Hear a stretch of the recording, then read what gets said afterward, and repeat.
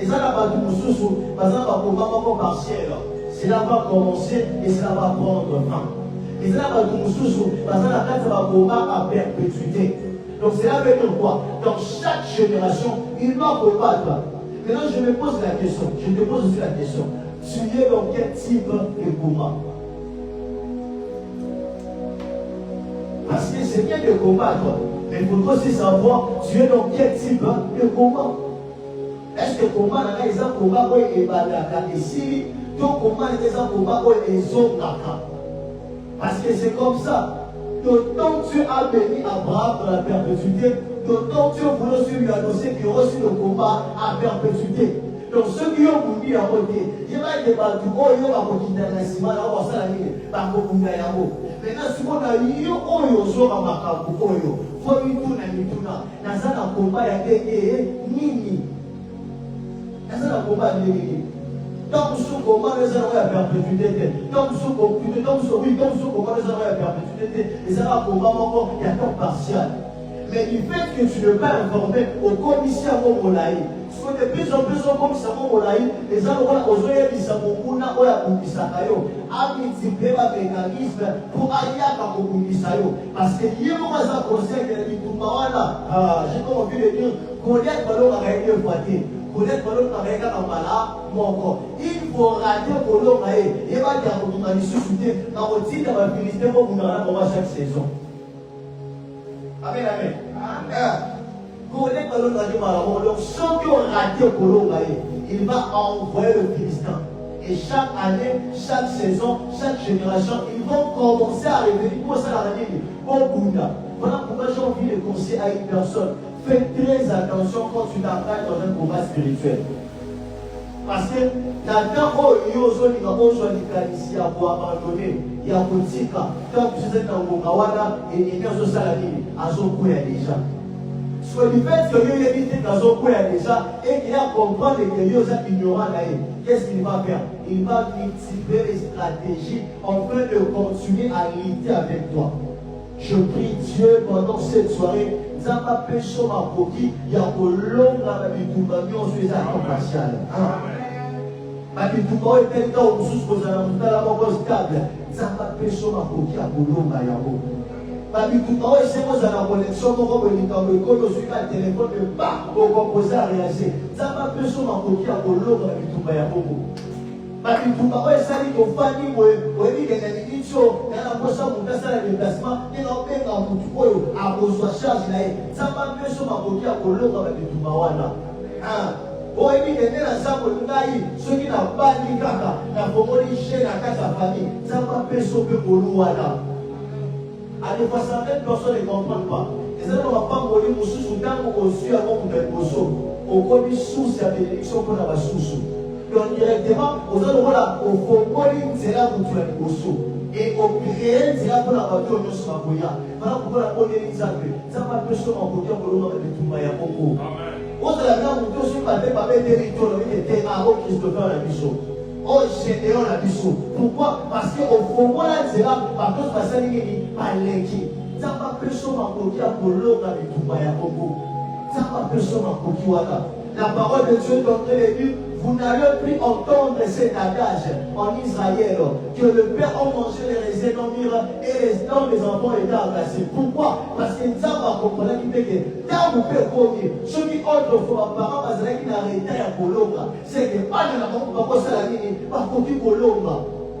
Ça laisse pas le mot de la Congo à Jésus. Ça laisse pas le mot de la Congo à Jésus. Parce qu'il y a un peu de topé, ça va dire Sotinia. Et ça n'a pas tout ça pour ma consolation du Bota.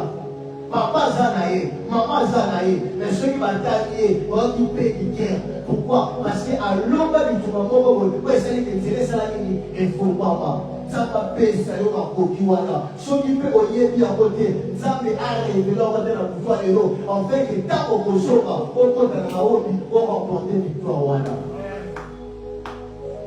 Il y a un moment où on a passé le rôle à Alba. Jour où il a remporté qui combat lié la stérilité, et ça joue à la prophétesse. Et ça, la circonstance, nous sommes aux soya, et je vais pas te pour pour maillot, mais je vais pour la qui ça va passer les ans à 400. Anne, la parole de Dieu, tantôt tu l'appelais servant de l'Éternel. Elle n'était pas un fidèle simple, mais Anne était une servante de Dieu. Anne qui cherchait la part de Dieu. Anne qui était en train de prier pour sa maternité. Mais dans le chapitre 1, on n'a pas vu un endroit où Anne est en train de prophétiser. Pourquoi? Il y avait un problème. Il y avait un combat qui était là, dans lequel elle devait lutter. Pas seulement lutter, mais remporter la victoire sur ce combat-là. Après avoir remporté la victoire sur ce combat, c'est ainsi là, les écailles ont tombé de ses yeux. Elle va commencer à prophétiser en disant que cette fois-ci, la stérile peut enfanter 7 fois. Mais je me suis posé la question, Anne, n'est-ce pas que vous allez au matin, pourquoi on va dire est-ce qu'on va pas pour nous dire que les cas, ils arrivent dans la mission. Donc les cas, ils comprennent que, hey, il y a une position de chef ici, c'est que c'est un avocat pour payer sa vie. C'est que il y a une séance pour moi, pour être tiré de la situation, il faut les cadres. Ça va pécher ma côté à Bouloga. Ça va pécher ma côté à Bouloga. Et la beauté dans tout, c'est quoi? La beauté est que nous ne sommes pas en train de combattre le ciel. Amen, amen. Nous ne sommes pas en train de combattre le ciel. Plus encore, la beauté dans cette affaire, c'est quoi? Et que celui qui est en train d'engager le combat, ce n'est pas l'homme, mais c'est Dieu. Amen. Et ça va pour moi, sous Zambé, à son point, tu serais donc témoin d'Anaïe. Pour appeler ça ma aptitude, mais aussi pour humilier mon mouna ou à cancer à ma classe du colon. Parce que quand tu évites de me dire Amen, si vous descendez dans le verset entre 16 et 17, la parole de Dieu nous dit que je vais enregistrer les cas des pharaons. Donc, dans le cas où on a dit non, dans son place, on a dit non victoire. Mais mon droit a gagné ça qui a ma place du colon. Dans son union, il s'est dans mon thème. Quand bien sûr, on a assis les gars, on a attaqué, on est dans son pays, il y a l'humiliation. Allez, c'est comme ça que Dieu travaille. Avant, tu connais la carte de ma cameroun, tu es aussi maté, tu es aussi maté. Tu as des sujets, on va aller la banane, on va la changement. Et donc, on va aller la banane, on va la changement. Il est en train de permettre que cela puisse persister. Pas pour t'humilier, mais pour attirer ton ennemi. N'a pas été du boulot, donc essaie de voler les rails en pour répondre. Ainsi, vous allez vous rendre compte que tant que vous allez va ici, et que Palo n'a pas pu aller à Médi, derrière la bonne Siwana à Koupia. Ma bête, il est sur la côté. Va reconnaître la grande puissance. Parce que ma dit par moi, avec la grande puissance, entre Malok, on a la grande puissance, et Malok, on a le tout puissant. C'est ainsi que le combat entre grande puissance et le tout-puissant va s'échater. Parce que le tout-puissant a redonné le colère à la grande puissance parce qu'il est ainsi par puissance unie ensemble. Ce qui veut dire, cartouche, quand on parle de ma pour utiliser dans ma pima, ça fait ça, il y a qui a mot. Il fait ça, il y a qui a mot. A dit bon, il y a celui qui a voulu, c'est la dimension où il y a ça s'allie. Non, mais c'est pour tout ma classe. Il faut l'appeler la dimension pour que ce soit perfect. Et pour humilier, pour effacer ma capoulaille. La monnaie Nzambe a permis de l'eau au moment où vous savez que l'eau peut avoir une saison dans ma yoana. Et ça fait une humiliation totale. Ce que j'aime avec Dieu, quand Dieu visite la vie de Anna, Pénina entre en retraite. J'aimerais bien les dire, quand Dieu visite la vie de Anna, Pénina entre en coma. On ne va plus parler d'elle, on ne va plus la réciter, on ne va plus la considérer parce qu'aujourd'hui, cartouche, et l'équipe à cartouche, ils ensemble. Ce que j'aime avec Dieu, ça m'a repéré le logo, où est le gagner à ma ensemble. Et du fait que vous ne pas à ça, mais à côté toujours exposant X et Nicolo. Regarde les enfants de Pénina. Tu vois comme on parle qu'elle avait des enfants. On n'a jamais mentionné les. Mais quand on regarde Anne à côté, on a pas seulement Zalaki prophète, mais Zalaki fait sacrificateur. Pas seulement Zalaki sacrificateur, Zalaki fait juge. Donc ça va vous permettre qu'après sur le logo, où ils sont dans les mais du fait que vous tu fais à ça, faut ça m'en foutre à l'icône d'abord, pour pas comprendre que à suivre les yabo, à suivre mon père de mobilité, à suivre mon père ensemble. Assure mon père ma mobilité, assure mon père ensemble. Et ça, nous avons Congo, où est ça qui s'est ramaloba. Au sommet de la première chapitre de la vie, la deuxième chapitre de la Lélie. Mais cette fois-là, la Lélie pour la Mawa, la Lélie pour la reconnaissance, la Lélie pour la témoignage, la Lélie pour la louange. Ils ont prié à moi, on va se la part, la vie c'est ça, la carrière de la pincholi. Non, la chicho nazolela te maintenant nakosa ya tout oyo okontra na kati ya carrière otonaka kolela nazolela tristesse te nazolela amertume te nazolela douleur te mais nazolela babonté ya nzambe eleki ebele nazolela mpe natali boye na janvier nzambe apamboli na mars apamboli na février apamboli na avril mpe apamboli tokomi na mer boye nakanisaka kolekisaka na kinya natala boye sokola esokwa 17 apamboli lisusu tokoti juin apamboli tokoti juillet apamboli nafandi siko boye bakamoninga mawamawa eza mawamawa te me nazangi ndenge kopesa nzambe matondo mpo bolamu asali eleki ebele namoneli nzambe azongisa nzembo wana na actualité ya vi na yo oyeba beleke olamu eleki ebele. C'est ça ce que tu as la capacité de faire. Le temps est arrivé où tu vas dire à tes ennemis parce que je ne suis pas seul, mais je suis avec mon Créateur. Je ne suis pas seul, mais je suis avec mon Créateur. Ainsi, vous allez se rendre compte que les hommes qui ont vu la partie Dieu en Jésus, ils ont fini par témoigner les louanges de Dieu.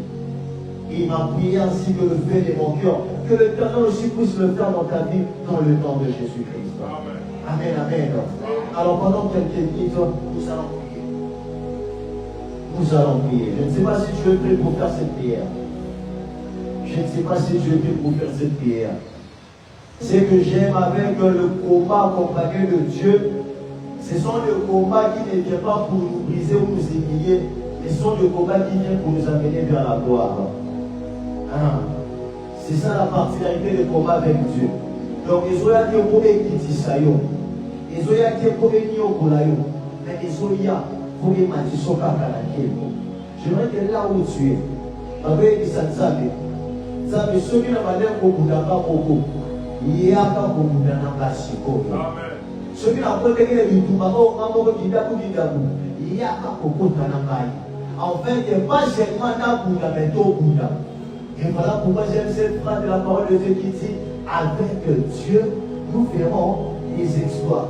Donc, si je dirais le concret, je ne sais pas ce qu'il faut faire. C'est que le fait que nous avons Azanaba et c'est qu'avec Dieu, nous aurons des victoires. Avec Dieu, nous aurons des bénédictions. Avec Dieu, nous aurons des témoignages. Parce que celui qui est en train de combattre avec nous n'est pas un homme, mais c'est Dieu. Et la parole de Dieu est en train de dire de lui-même, il n'a qu'à parler pour que les choses fassent quoi? Arrivent. Donc, il fait quelque chose pour nous, c'est que nous avons dépendre de notre coaching. Soit le dit A, rappelle à quel A. Soit le dit B, rappelle à quel B. Soit le dit C, rappelle à quel C. Parce qu'il y a un exemple, à côté de l'action, il faut qu'on à droite, mais nous à gauche. Alors que maintenant, quand nous sommes pour, on peut se combattre. Elle dit que raccourci, on va se combattre et qu'on quitte ce qu'il n'y a pas pour nous les amis. Alors ici, vous allez, malgré ça tape, Kolo, Yaka Kokunanaba, j'ai que trois sujets de prière.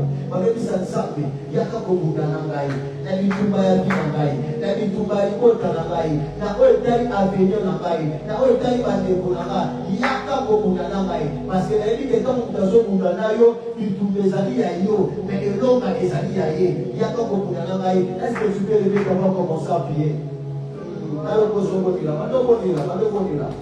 Pendant que les associés à Binayo, les associés à Binayo, les associés à Binayo, les associés à Binayo, sont venus pour le Maroc, je ne sais pas. Moi, je vais vous suivre les classes. Le matin, je vais vous dire pour la famille en Baye. Vous voyez, ça va vous suivre. Oui, ça va. Et c'est pas là, vous allez vous zapper. Chaque fois, vous allez venir à Nyonso. Il y a un peu de la commande, il y a un peu de thé.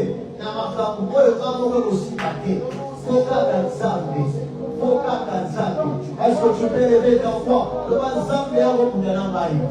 Yako Boudanabaï. Nakoina Boudana Koko. Nakoina Kedeza Moko. Kontaya Mokuna Nagana Yebite. Monaïde Pala Yebite. Nakoyo Boudana Moko. Yaniko Boudanayo. Est-ce que tu peux lever ta voix? Est-ce que tu peux lever ta voix? Est-ce que tu peux lever ta voix? Est-ce que tu peux lever ta voix? Et puis son colo, Nazana Fosa Boudana au côté. Mais la Yémina Boudana yo. Yako de la Bitumanabaï. On a yémi au soko côté la Bitumanabaï. Victoire dans le Sali. La yémi au soko côté la Bitumanabaï. Par résultat dans le Sali. nayebi yo so okoti na bitumba na ngai elonga moko ezali nayebi yo so okoti na bitumba na ngai changement moko ezali nayebi yo so okoti na bitumba na ngai konte moko ezali yebisa nzambe aloba yaka kokota na bitumba na ngai yaka kokota na bitumba na ngai yaka kokota na bitumba na ngai yaka kokota na bitumba na ngai na bitumba ona ebeli dimension te na bitumba ona ebeli niveau te na bitumba ona ebeli koto te Zambe yaka kokota Zambe yaka kokota na bundanga moko te me na bundanga yo na makambo ebelisaka ngai na makambo ezangisaka kimia na makambo ekumisaka ngai kutu mpe boye bato bazomona nga naza bien me nga moko naza conscient ke makambo ezosimba te bato bazomona ke ngai nde nazali awa tout va bien me nga moko naza conscient ke makambo ezosimba te yebisa nzambe ya kokundana ngai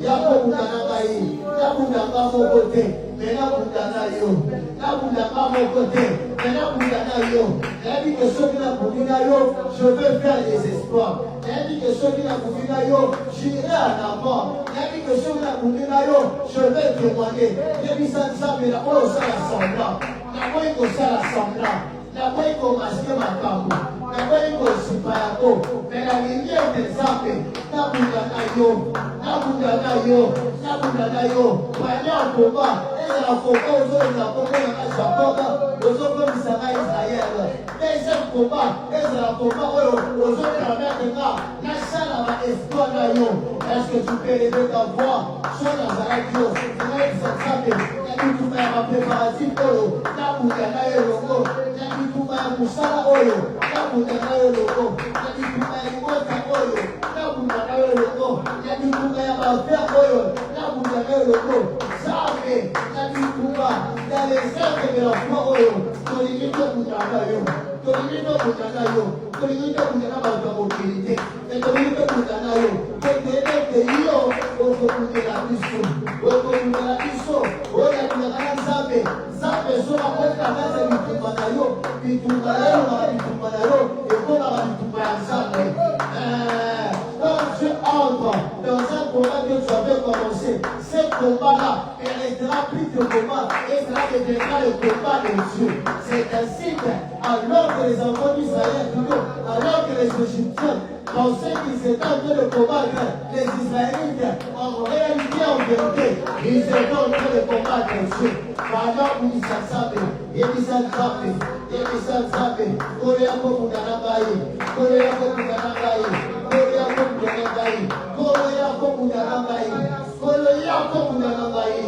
oh mon Dieu, mon roi. Yes. Continuité en passage Olo. Et ici, on va combattre de la Kinga. Pas seulement on va de la Kinga, mais ici, on va combattre ça. Na madere ya kukauka. Pourquoi akufungola ebale? Bien la biba loso sala pa nzambe. Ozebisa nzambe. Andaka kufungola nzela kana lekana. Yes. Fungola nzela kana lekana.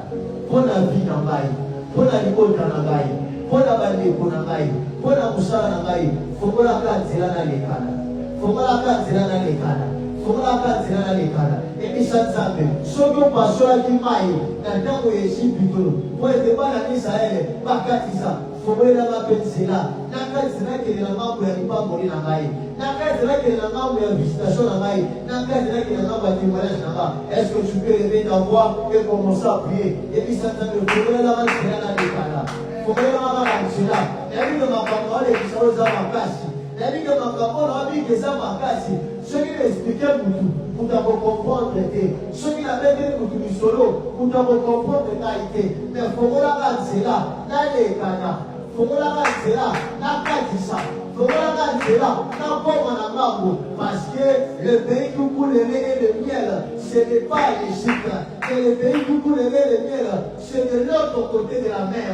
Quand je vais traverser, je vais entrer dans le chemin qui amène vers le pays où coule le lait et le miel.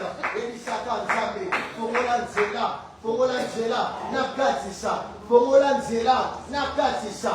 Fungola nzela, nakatisa. Nakende liboso, na avancer, nakelemate. natrambale natadome pete natitibetitibete ebisanzambe fongolaka nzela du fait que nazobunda na yo fongolelanga nzela mpona lekana fongolelanga nzela mpona avancer fongolelanga nzela mpona progresser fongolelanga nzela mpona koma parce que le pays où coule le lait et le miel n'est pas en Égypte. Le pays où coule le lait et le miel n'est pas dans l'esclavagisme, mais le pays où coule le lait et le miel, c'est de l'autre côté. C'est de l'autre côté. Il y a des Sanzambe, Bano pour la Manzela, Bano pour la Manzela, il y a des Sanzambe pour la Manzela, pour la Manzela, pour la Manzela, pour la Manzela, Nalekana, Nakatisa, Nakoma, Sokyo pour Nzela, Nana Kosfelonga. Soki okongoli nzela ngana kotatola soki okongoli nzela ngana koselebe yebisa nzambe kongolelanga nzela mpona katisa nakende na ngambo mosusu nakatisa nakende na ngambo ya bobeli na ngai nakende na ngambo ya témoignage na ngai nakende na ngambo ya visitation na ngai nakende na ngambo ya célébration na ngai nakende na ngambo ya ishima na ngai oyebi esika babundisa yo kambo nzambe akoluka mema mopanzi mpo bikambo ya loboko na ye yebisa nzambe fongolela ngai fongolelanga nzela nakatisa na kati ya basoni oyo na kati ya bahumiliation oyo na kati ya babitumba oyo fongolelanga nzela nakatisa dans le nom de Jésus. Dernier sujet ozebisa nzambe salelanga bikamwa na mois de mai oyo ebisa nzambe salelanga bikamwa na mois de mai oyo. Quand on parle de miracle, les gens le loko esali loko ya mutu te, mais ils ont une intervention divine et là tu nous autres pour visiter mutu moko dans le chaotique. Ozebisa nzambe salelanga bikamwa salela libota na bikamwa salela mosala na bikamwa salela bana na bikamwa salela bandeko na bikamwa salela mombongo na bikamwa. Est-ce que tu peux pas être demain ozebisa nzambe na seli bikamwa na seli bikamwa na seli bikamwa na seli bikamwa na seli bikamwa na seli bikamwa na seli bikamwa na bikamwa pa nzambe ebisa nzambe bikamwa nde yango tozala kokosa ebisa nzambe bikamwa nde yango tolenge bikamwa nde yango tozosenga bikamwa nde yango tolingi ebisa nzambe bikamwa kana kati ya kemia wana alors que bato ozokomprendre te ya koselanga bikamwa kana bademarshe wana alors que bato ozokomanga nzete kosimba te ya kosalela wa bikamwa ya koselanga bikamwa ebisa nzambe ya koselanga bikamwa ya koselanga bikamwa. Seigneur, pour les œuvres de la foi, nous voulons le miracle. Nous voulons le miracle. Nous voulons le miracle. Nous voulons le miracle. Nzambe selanga bikamwa. Nzambe selanga bikamwa. Selanga bikamwa. Selanga bikamwa. Éternel de l'Abraham, tu disais de Jacob. Il est écrit dans ta parole, vous prierez, vous partirez, et moi l'Éternel Dieu, je vous exaucerai. Amen. Seigneur, na ondeli, na semaine tozokota, bana visitation à bikamwa na vie à mon copain mosusu. Père éternel, où est impossible pour la mission, ils allaient impossible pour la yoté. Où est compliqué pour la mission, ils allaient compliqué pour la yoté. Où est difficile pour la mission, ils allaient difficile pour la yoté. Zamena kebra koko lelo kolobaete, kobada sikoyo. Kodisa bia ndeko mobali ndeko mwasi na saison bikamwa na kombo na Yesu. Soki apondelaki amonaki bikamwa sei nazoni baete losambo moko esalami awa ebolati na bikamwa na kombo na Yesu. Soki bana na Israele babundaki na yo longo etopesaki babolonga nzambe ngate nazondima biso mpe tozwi elonga na kombo na Yesu. Voilà pourquoi nzambe alola na pamboli journée ya lendi, na pamboli journée ya mardi, na pamboli journée ya mercredi, na pamboli jeudi, na pamboli vendredi, na pamboli samedi et puis na pamboli dimanche. Nzambe koloba ete tout au long ya semaine tozokota ezali semaine ya ba surprise agréable. Makomi koloba ete l'île de ta présence est retournée de la même manière qu'il était venu. Nzambe nazondima sikoyo olatisi biso. Nazondima sikoyo o équipe biso. Nazondima sikoyo o impacter biso. Lokola impacter biso Nzambe et comme terre au monde à fruit. Voilà pourquoi je prie Seigneur que la bénédiction de l'Éternel soit le partage d'une personne. Car il est écrit dans ta parole, c'est la bénédiction de l'Éternel qui enrichit et qui sait suivre dans aucun chagrin. Nzambe nazondimi sama. Moule alipamboli et vous quittez la vie à mon tour. Yamorishi moule alipamboli et quittez la vie à mon tour. Nous ne pouvons pas comment on a mis ça là. Nous ne pouvons pas comment on a mis ça là. Nous ne pouvons pas comment on a mis ça là. Et puis nous ne pouvons pas comment on a mis activité là. Samba là.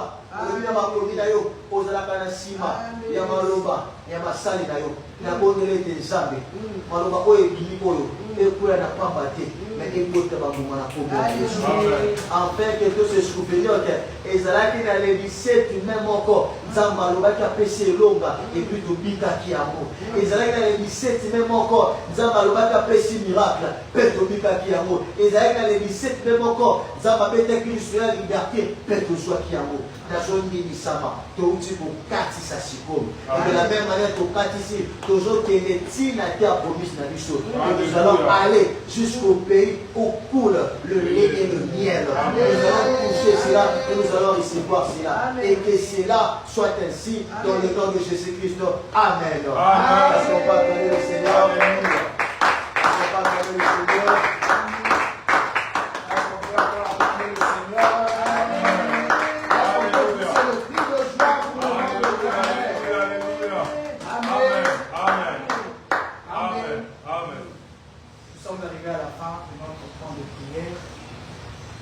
Merci notre famille. Nzambe ya pambola yo. Amen. Comme pour ça na sika bo ta comme communauté de ça et que chaque dimanche vous allez sika boyo un temps de prière na biso. Nous allons séminaire na biso pour le mambo et na sambo et d'abord chaque dimanche. On a de ces programmes, nous nous réunissons ici chaque dimanche pour passer des temps merveilleux dans la présence de Dieu. Et ça va vous aller de menimbo qui c'est Nzambe ya pambola yo. C'est un moté sourire moi sourire de mon avis parce que c'est même les autres bandalobi c'est sourire ici il y a madame là qui est tombé là c'est même madame ou c'est même Nzambe azala et le monde amen donc on a suka wa de ba communiquer na biso côté les mamans na kosamila côté na maman on va prier pour ces instants je vais prier pour Seigneur, nous te disons merci parce que nous avons vu ce temps pour eux. Nous avons vu ce temps jusqu'à la fin.